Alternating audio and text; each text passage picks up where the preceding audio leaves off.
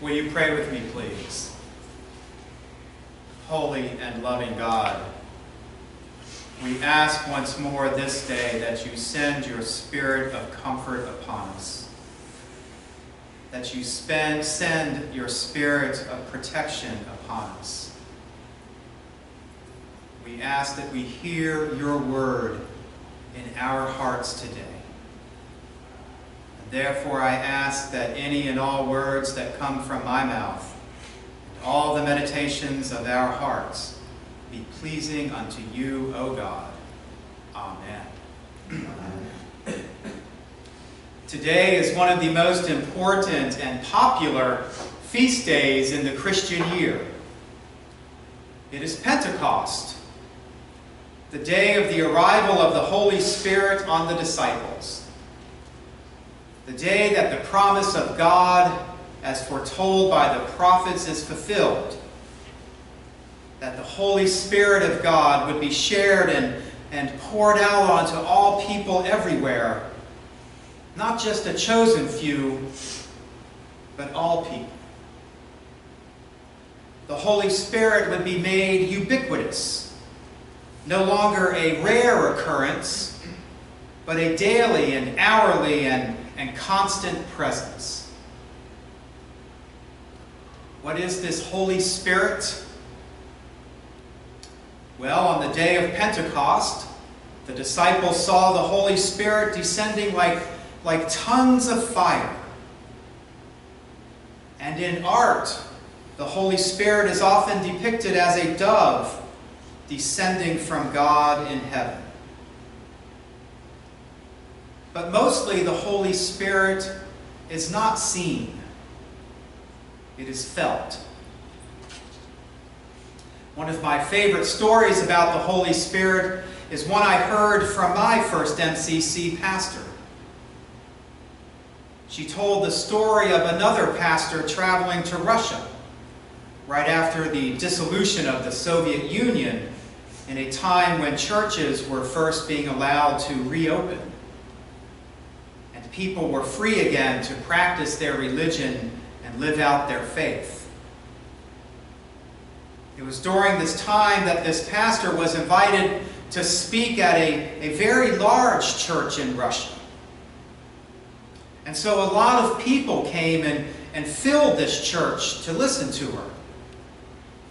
So many that when she was done speaking in one part of the church, she had to go outside and walk all the way around the building to go into another part of it. And while she was outside, she was confronted by someone who had been listening to her. And they said, "You talk a lot about the Holy Spirit and how it is present everywhere." "Well, I don't see it."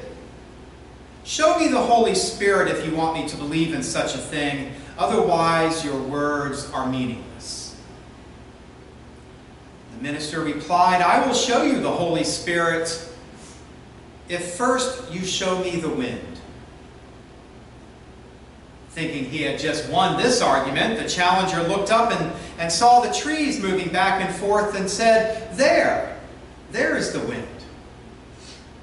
And the minister replied, "That's not the wind. That is the effect of the wind."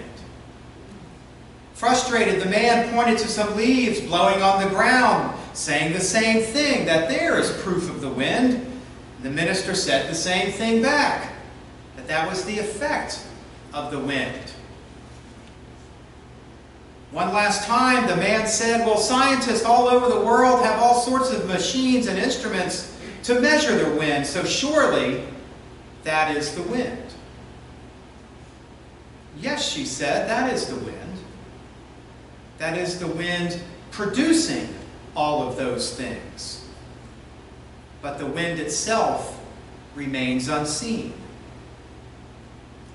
Then she told him, "So it is with the Holy Spirit. We may not see it, but its effects are obvious. Come inside and I will show you 1,000 different examples of the effect of the Holy Spirit." When the day of Pentecost came, the disciples were gathered together and they heard a violent rush of wind.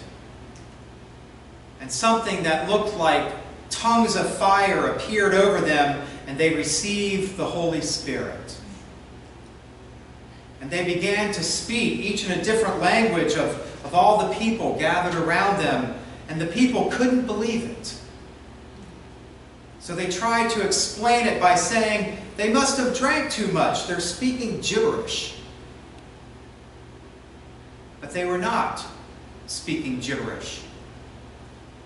They were speaking holy words directly to the people in their own language so they could understand what was being said. And all the people were amazed at this and moved by what was happening. And they understood that this was the effect of the Holy Spirit upon the disciples, and that through the disciples, they too were now feeling the effect of the Holy Spirit upon themselves. The effects of the Holy Spirit were ubiquitous that day, and everyone felt it.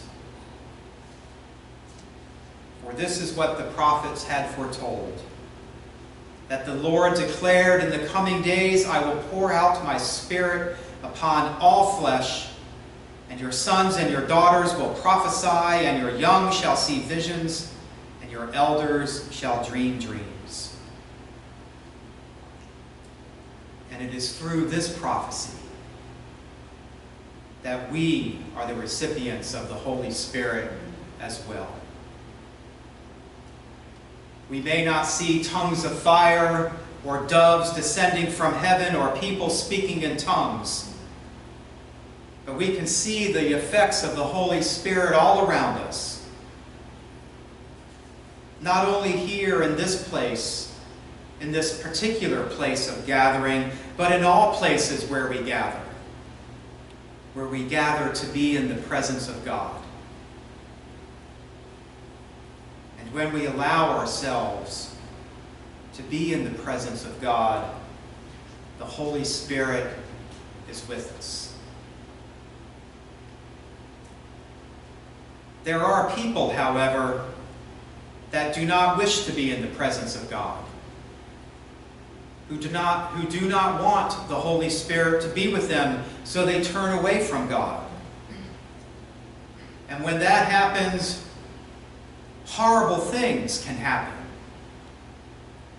Pain is inflicted, death is inflicted, weeping and mourning result, and the Holy Spirit must work through those whom these things are inflicted upon. Most Pentecosts, we talk and hear messages of the power of the Holy Spirit that brings healing and goodness into our lives. How we are sustained by God's presence in our lives through God's Holy Spirit. And it is normally a very nice, feel-good message. And while healing and goodness and sustainment are also included in today's message,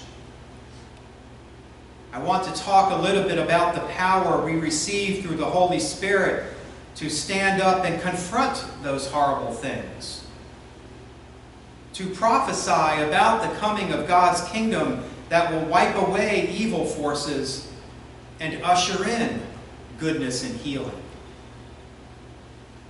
To follow the declaration of the Lord who said through the prophet Micah, "What I require of you is to act justly, love mercy, and walk humbly with your God." You know, the common color of Pentecost is red. It is red to reflect the images of the tongues of fire that appeared above the apostles. But red is also worn to honor martyrs, people who have been killed for their faith or killed by the lack of faith of others. In the beginning of MCC, ministers wore red stoles to honor those who had been killed in the very real battle they were on the front lines of for the rights of LGBT people. They wore red so they would be visible to those who said we were not part of God's plan, that we were not even fully human, that we were not recipients of God's grace and God's Spirit, and therefore not do justice that God requires. So today I wear red to honor that history, to acknowledge the presence of the Holy Spirit in my life, and to boldly proclaim that the Holy Spirit is in your life as well. And to bring attention to the fact that there are still those who reject God, who turn away from the Spirit of truth and love, and who do inflict pain and suffering and death upon others, who cause weeping and mourning that will last far beyond a night, and who cause whole nations to gasp and look on with fear and uncertainty about our future.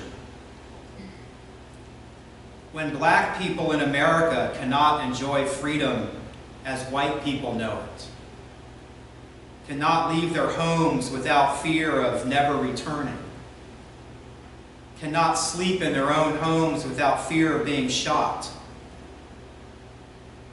then this can only be a deliberate rejection of God's vision for the world, of God's declaration that the Spirit of love and the Spirit of truth will be given to all people. May we all begin to feel the effect of the Holy Spirit that drives us to seek truth and justice and healing and love. We should all want to be bearers of these things, of bringing good news to the poor, release to the prisoner, sight to the blind, and liberation to the oppressed.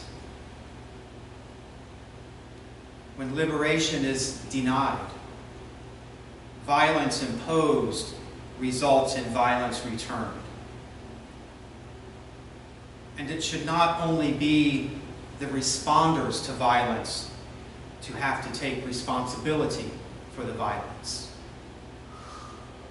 The cycle must end before it begins. Human history has proven that to us. Our days of Pentecost and the days of our lives are not always filled with tidings of comfort and joy. Sometimes they are days of draping red around our necks and stepping into the shoes and the lives of those who know nothing of comfort and joy.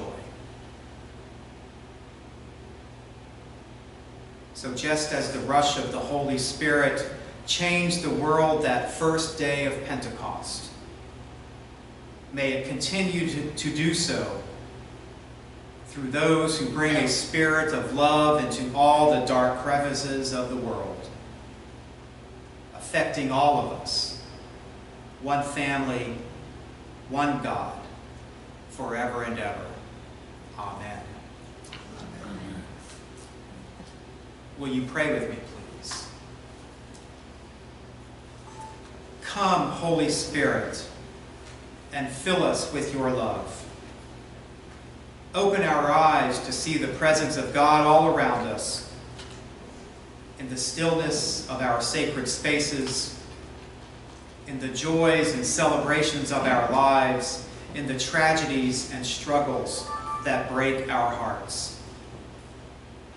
Come, Holy Spirit, and comfort those who grieve. Grant them peace that only you can bring. And stir within us a trust in life that transcends the shackles of death.